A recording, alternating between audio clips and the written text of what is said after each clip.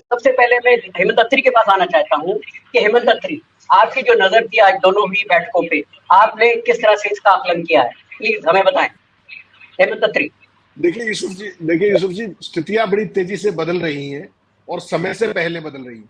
अगर टेक्निकली जी देखेंगे तो आप चुनाव में भी 9 महीने का समय बाकी है, अगले साल अप्रैल में चुनाव होना है। लेकिन जिस तरीके से जी दोनों पार्टियों ने, दोनों पक्षों ने जो कमर कसी है, वो काफी रोचक है जी देखना। और इसमें भी कई चीजें जी ऐसी हैं जो कल हमने थोड़ी सी बात की थी आंकड़ों के साथ, आज कुछ और तथ्यों जी के साथ बात करते हुए इस बात को आगे बढ़ाए, अगर आप अनुमति दें तो। जी इस बिल्कुल बिल्कुल। पार्लियामेंट के अंदर, हमारी पार्लियामेंट के अंदर 47 सांसद ऐसे हैं 8 दलों के जो किसी भी पक्ष से अलाइड नहीं है।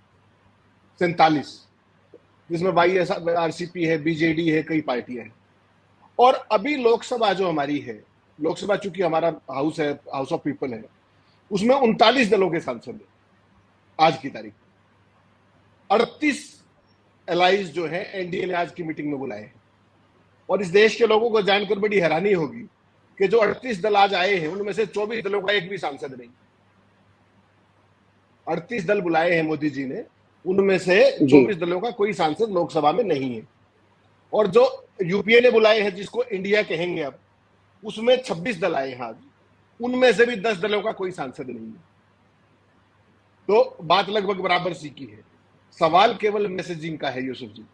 लेकिन जिस तरीके के हालात आज बने हैं पूरे, और आज के दिन की शुरुआत मैं और आप और सारा देश ये देख रहा था कि आज तो दोनों मीटिंगों का ही चर्चा रही, लेकिन उससे पहले जो पोर्ट ब्लेयर में प्रधानमंत्री जी ने एक जो टर्मिनल था, Veer Savarkar terminal, air terminal, उसके उद्घाटन के अवसर पर करीब करीब 10 सरकारी फंक्शन था वो, उसमें करीब करीब 10 मिनट तक विपक्ष को कोसा है पानी पी पी के और बिना पानी पिए।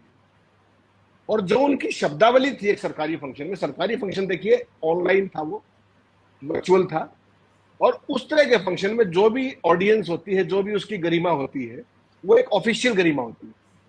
और उसमें प्रधानमंत्री जी ने करीब 10 मिनट तक जो विश्वमन किया है विपक्ष के खिलाफ, वो न भूतों ने भविष्य से टाइप की चीज। इससे एक चीज आज लगी, जो आज पूरे दिन का जब न्यूज का जो साइकिल बनता है ना, तो हम तो उसी तरीके से फॉलो करते हैं चीजों को। तो उन्होंने पहले ही वो हेडलाइन गैदर करने की कोशिश की और विपक्ष को निशाने पर लेने की कोशिश की। और जो जो शब्द उन्होंने प्रयोग किए, उनमें से बहुत सारे शब्द तो मुझे लगता है लोकतंत्र के उसमें प्रयोग भी नहीं करने चाहिए। आप सत्ता में हैं, अगर किसी ने चोरी चकारी की है, कोई भ्रष्ट है, आप उसको सजा दीजिए, कोर्ट फैसला कर लेगा कौन भ्रष्ट है कौन नहीं। जिस तरह के शब्दावली आज प्रधानमंत्री जी प्रयोग कर रहे थे, वो मेरे हिसाब से, मतलब मैंने कभी सुना नहीं इस तरह के शब्द प्रयोग करते हुए। तो कहीं ना कहीं बहुत बेचैनी है प्रधानमंत्री। कल तक तो हम बात कर रहे थे कि बीजेपी में, एनडीए में बेचैनी है, लेकिन आज तो प्रधानमंत्री जी व्यक्तिगत तौर पे, अभी तक उन्होंने मणिपुर पे शब्द नहीं बोला, लेकिन राहुल गांधी पे इनडायरेक्टली सवाल किया उन्होंने आज, कि जो लोग किसी उसको पूरी बिरादरी को बदनाम करने में, इसमें उसमें जो भी उन्होंने कहा।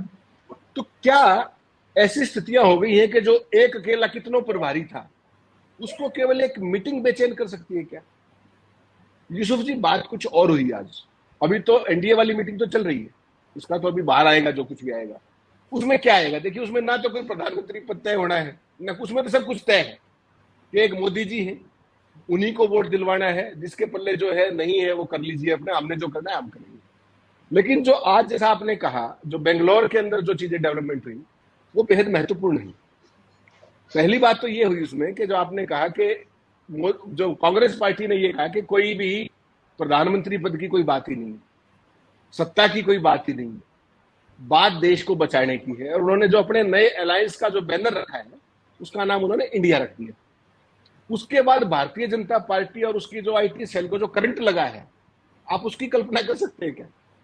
असम के जो प्रबुद्ध मुख्यमंत्री हैं, वो कहते हैं कि इंडिया नाम तो अंग्रेजों का दिया हुआ है और भारतीय जनता पार्टी मतलब भारत। कहां पहुंच गए? असली दिक्कत कुछ और है यूसुफ जी, और हम जैसे लोगों को उस चीज की बारीकी में जाना पड़ेगा कि मसला क्या है। मसला यह है कि पिछले 9.25 साल में, 2014 के अप्रैल के बाद से, ये पहला अवसर आया है कि जब विपक्ष नैरेटिव सेट कर रहा है इस देश का। ये पहली बार है। अभी तक मोदी जी ट्रैक बिछाते थे और सब उनकी पिच पे खेलते थे। ये पहला अवसर है जब विपक्ष सारी चीजों का इनिशिएटिव ले रहा है और बीजेपी को उनको फॉलो करना पड़ेगा। ये एक नया चीज। दूसरा, कांग्रेस पार्टी की जो प्रेस कॉन्फ्रेंस थी, उसमें तमाम लोगों ने पूछने की, फुसलाने की, जो आपका जो सुपारी मीडिया है उन्होंने तमाम तरह के सवाल पूछने की कोशिश की, कौन कन्वीनर होगा, कौन प्रधानमंत्री पद का दावेदार होगा। उन्होंने सारे सवालों को टाल दिया। उन्होंने कहा जी प्रधानमंत्री पद की तो बात ही नहीं, बात तो देश की है, बात तो कॉन्स्टिट्यूशन की है, बात तो डेमोक्रेसी की है। तो ये जो एक नया नैरेटिव सेट हुआ है, और जो इश्यूज की बात उन्होंने की, बेरोजगारी की बात की, महंगाई की बात की, तमाम इश्यूज की बात की, तो क्या भारतीय जनता पार्टी उनका जवाब देने की स्थिति में है आज? मुझे लगता है नहीं। मुझे आप एक बात बताइए, प्रधानमंत्री जी एक पार्टी के प्रधानमंत्री हैं क्या, या वो इस देश के प्रधानमंत्री हैं? उनकी ओथ क्या कहती है? और उसके बावजूद वो 9.25 साल एक छत्र शासन करने के बाद आज भी अपनी उपलब्धियां बताने की बजाय वो विपक्ष को कोस रहे थे। आज सारा दिन विपक्ष भ्रष्ट है, विपक्ष परिवारवादी है। मुझे बताइए पासवान साहब कौन है? जो चिराग पासवान है वो क्या है? वो नहीं है परिवारवादी। अजीत पवार क्या है? वो परिवारवादी नहीं है। दुष्यंत चौटाला, अजय चौटाला क्या है? वो परिवारवादी उससे नहीं आते।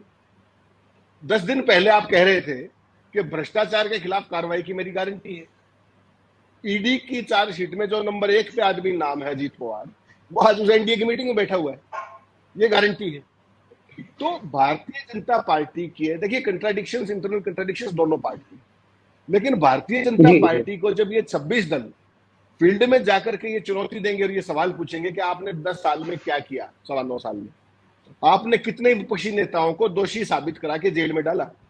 आप अरेस्ट कर सकते हैं, जुडिशियल में डाल सकते हैं, जुडिशियल में डालना दोषी नहीं होता।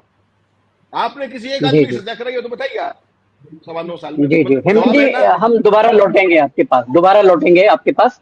बहुत शुक्रिया आपका इस विश्लेषण के लिए। दीपक कोजगर